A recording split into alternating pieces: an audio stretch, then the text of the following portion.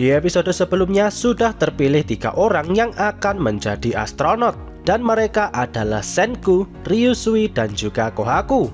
Tapi seiring berjalannya waktu, Ryusui malah mulai bertingkah aneh. Dan sekarang di saat semua orang sudah tertidur, Ryusui diam-diam keluar dan sekarang Ryusui berada di sebuah goa di balik air terjun. Goa ini ditutupi dengan garis peringatan, tapi Ryusui tidak menghiraukannya dan nekat menerobos ke dalam. Dan menurut isi pikirannya Ryusui, di dalam goa ini sekarang tertidur pria terkuat di dunia batu. Dan ternyata di sini ada patungnya Stanley Schneider. Ryusui berpikir kalau dia bukanlah pilot terbaik untuk perang melawan Y-Man. Dan menurut Ryusui yang terbaik adalah Stanley. Apakah Ryusui akan membangkitkan Stanley? Sekarang sudah beberapa menit berlalu sejak Ryusui pergi ke goa tadi. Dan sekarang Ryusui sudah kembali dan berada di kamarnya. Ryusui sekarang duduk santai dan melihat miniatur roket yang sudah dia buat sebelumnya. Ryusui memandanginya sambil tersenyum dan juga membayangkan dirinya saat masih kecil yang bermimpi untuk membuat miniatur kapalnya menjadi kenyataan. Dan impian itu sudah berhasil dia laksanakan.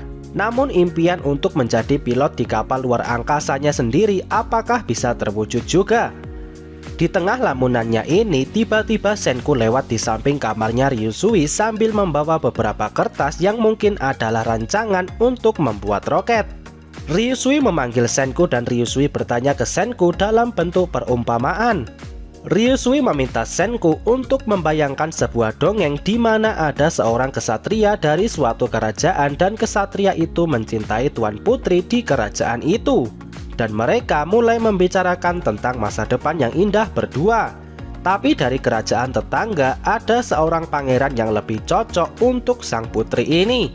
Dan jika mereka berdua menikah, mereka akan membawa kedamaian bagi kedua kerajaan. Ryusui bertanya ke Senku apa langkah selanjutnya yang terbaik, cerita si kesatria atau si pangeran. Senku merasa bingung dengan cerita Ryusui yang terkesan aneh ini. Tapi tiba-tiba Senku teringat dengan kejadian di Amerika saat melawan Stanley dengan pesawat. Dan Senku langsung paham apa yang diinginkan Ryusui.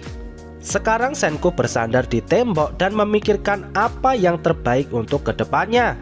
Dan sekarang Senku sudah mendapatkan jawabannya. Senku berkata kalau ilmuwan pro adalah orang yang sangat efisien. Dan jika ada pria yang 10 miliar % lebih cocok dibandingkan dia, pasti Senku akan menyerahkan tanggung jawab kepada orang itu. Dan Ryusui hanya tersenyum mendengar jawaban Senku ini. Akhirnya sudah pagi dan Ryusui mengajak beberapa orang untuk berbicara secara tertutup. Dan mereka sekarang berada di atas air terjun di mana patung Stanley disembunyikan. Dan orang-orang yang ada di sini adalah Ryusui, Senku, Seno, dan juga Gen. Ryusui mengatakan rencananya untuk menyerahkan posisi pilotnya kepada Stanley saja. Seno merasa sangat terkejut mendengar perkataan Ryusui ini. Sepertinya Seno tidak menyangka Ryusui akan berpikir sejauh ini. Seno mencoba untuk lebih tenang dan Seno berkata kalau membangkitkan Stanley adalah pilihan yang sangat bijak. Dan semua orang yang ada di sini menyetujuinya. Tapi Gen sebagai seorang mentalis tahu kalau Seno sebenarnya merasa sangat bersemangat. Tapi Seno berusaha menahannya dan tetap bersikap tenang. Dan Seno mengingatkan lagi jika mereka berdua bersatu kembali, mungkin saja mereka akan memberontak dan berusaha menguasai seluruh dunia sekali lagi. Tapi Ryusui tidak takut dengan hal itu karena sekarang sudah banyak manusia yang bangkit dari berbagai penjuru dunia. Dan Ryusui tahu Seno adalah orang yang mengedepankan efisiensi. Jadi Ryusui yakin Seno tidak akan berkhianat. Tapi Senku merasa kalau keputusan mereka ini akan ditentang oleh banyak orang. Mendengar ini Seno mulai berpikir dan membuat sebuah rencana. Seno meminta Senku untuk menjelaskan kepada semua orang kalau Seno membuat ancaman dengan cara menyabotase roket jika Stanley tidak dibangkitkan. Tapi Ryusui tidak mau melakukan itu. Ryusui berencana untuk mengatakan semuanya apa adanya. Dan Ryusui meminta Seno untuk tidak memikul peran sebagai seorang penjahat. Ryusui berkata kalau Seno sekarang adalah salah satu petinggi di kerajaan sains, dan Seno tidak perlu berperan sebagai seorang yang jahat. Dan setelah beberapa saat berpikir, Seno akhirnya menyetujui rencana ini. Dan setelahnya mereka mulai kembali dan memberitahukan rencana ini kepada semua orang. Dan semua orang kaget dan juga takut jika monster seperti Stanley ini sampai dibangkitkan. Dan mereka semua juga masih tidak percaya kalau Ryusui mau memberikan kursi pilotnya kepada orang lain. Gen menjelaskan kalau sebagai keamanan, Tsukasa akan berada di sekitar Seno pada saat pembangkitan itu. Dan jika Stanley melawan, maka Tsukasa akan menghajar Seno tanpa ampun. Itulah rencana sandera yang mereka sudah putuskan sebelumnya. Di sisi lain, Ginro merasa sangat ketakutan dan mungkin saja Stanley akan merampok pistol dan langsung menembak semua orang. Dan Ginro meminta Stanley untuk dijadikan batu saja selamanya. Ukyo mencoba menenangkan keadaan dan berkata kalau Stanley itu adalah seorang tentara dan dia pasti akan bertindak sesuai dengan perintah yang diberikan. Dan semua itu sudah terbukti dan Ukyo yakin jika Seno tidak berkata yang aneh-aneh, maka Stanley akan berada di pihak mereka. Jadi apa yang akan Stanley lakukan semuanya bergantung kepada perintah Seno. Sementara Kohaku merasa bersemangat karena mereka bisa saja mendapatkan rekan baru yang juga sangat bisa diandalkan.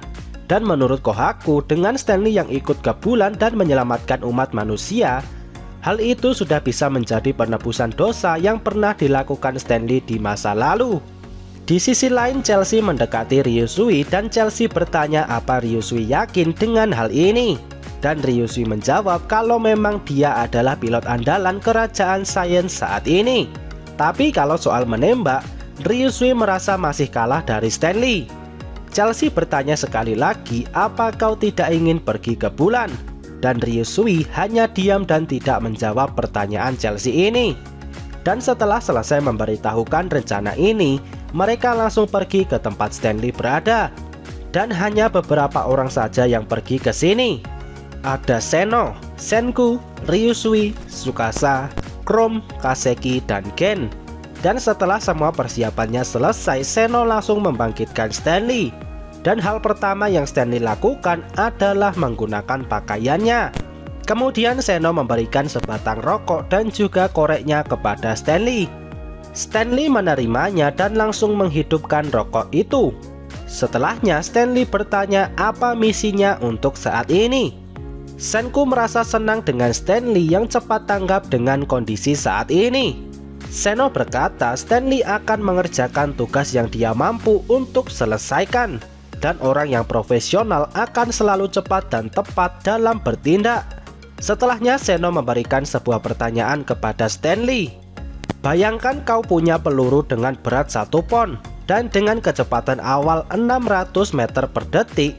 Di permukaan bulan gravitasi dan akselerasinya adalah 1/6 dari bumi dan tekanan udaranya adalah 0. Dengan target Medusa yang berada sejauh 1 km, berapa sudut tembakan yang harus dilakukan supaya bisa mengenai Medusa? Dan tanpa menunggu lama, Stanley menjawab sudut peluncurannya adalah 0,13 derajat. Senku berkata di dalam hati kalau itu adalah jawaban yang benar. Dan Senku menduga intuisinya Stanley membantu dalam menemukan jawaban tadi. Kemudian Seno dengan bersemangat bertanya ke Stanley apa kau mau menerima tugas ini? Tapi tiba-tiba Stanley malah memegang dagunya Seno. Setelahnya Stanley berkata, tentu aku akan menerima tugas ini.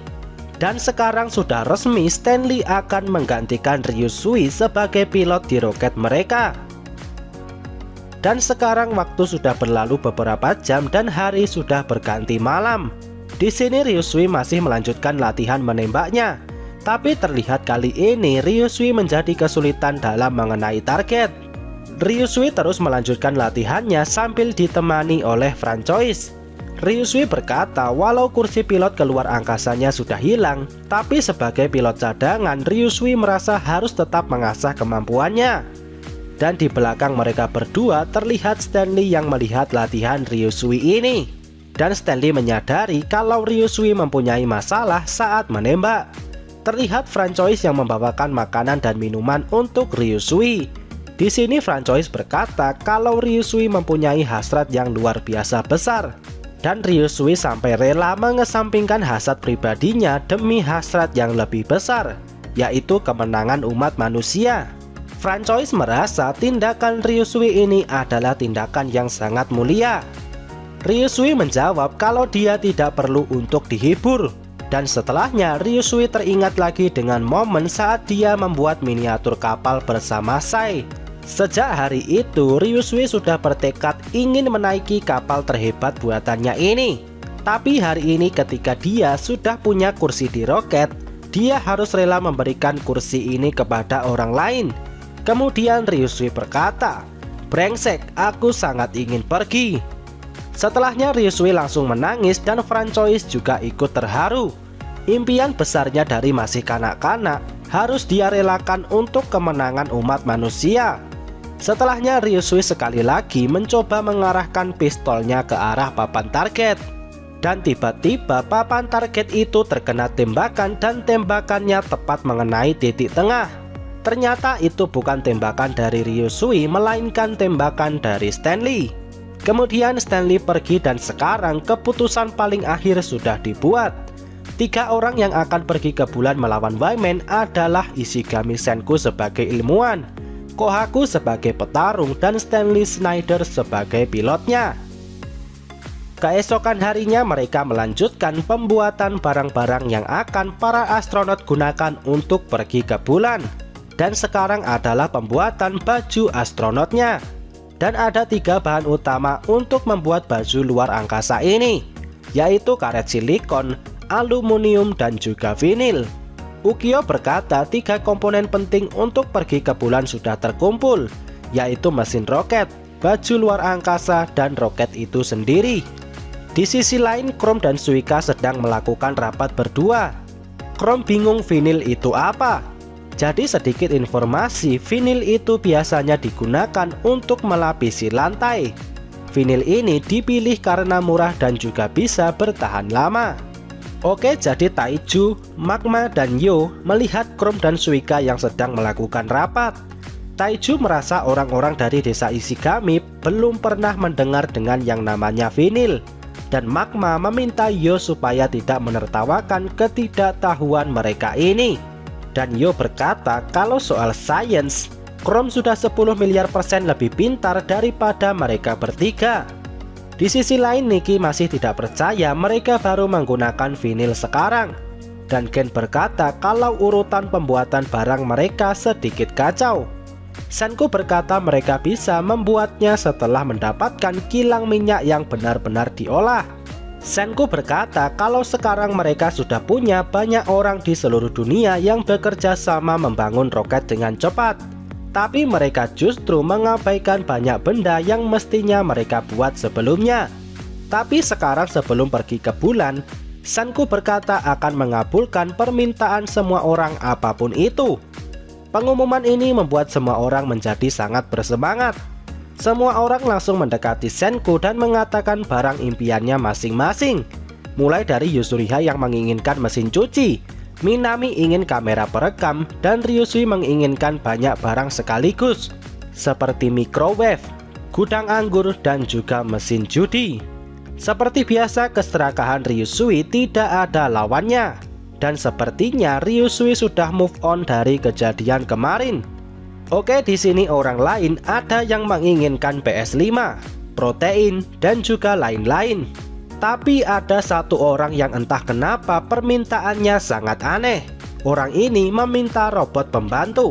Lebih jelasnya lagi, ini adalah maid tapi dalam bentuk robot. Entah orang ini hidupnya di zaman dulu seperti apa, tapi yang jelas orang ini sudah tidak tertolong.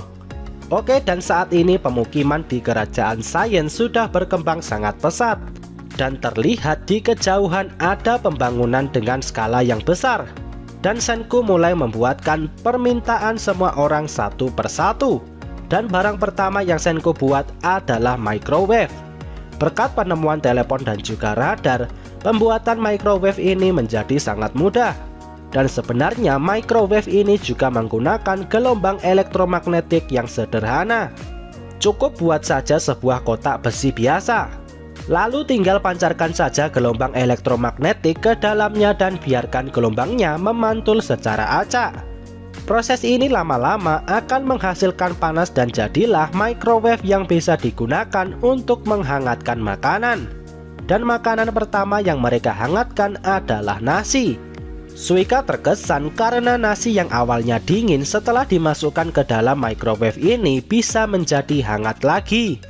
Ruri masih bingung kenapa nasinya bisa panas padahal di dalamnya microwave ini tidak ada api. Senku kemudian berkata kalau microwave itu membuat molekul yang ada di dalam makanan menjadi bersemangat. Dan ini kasusnya mirip seperti sinyal TV yang menjadi jelek jika terkena hujan. Dan sekarang saat berbicara tentang makanan sisa yang dipanaskan, ada sesuatu yang tidak boleh mereka lewatkan. Dan ini adalah sesuatu yang mereka dapatkan dengan sedikit memodifikasi vinil. Jadi tinggal tarik saja vinil itu sampai menjadi sangat tipis dan sekarang mereka sudah mendapatkan plastik wrap. Ini adalah plastik yang biasanya digunakan untuk membungkus makanan supaya lebih tahan lama. Dan Francois langsung membungkus nasi beserta lauknya yang sudah dipanaskan tadi di dalam jumlah yang besar. Nikki berkata kalau sekarang mereka sudah kembali ke cara makan manusia di abad 21.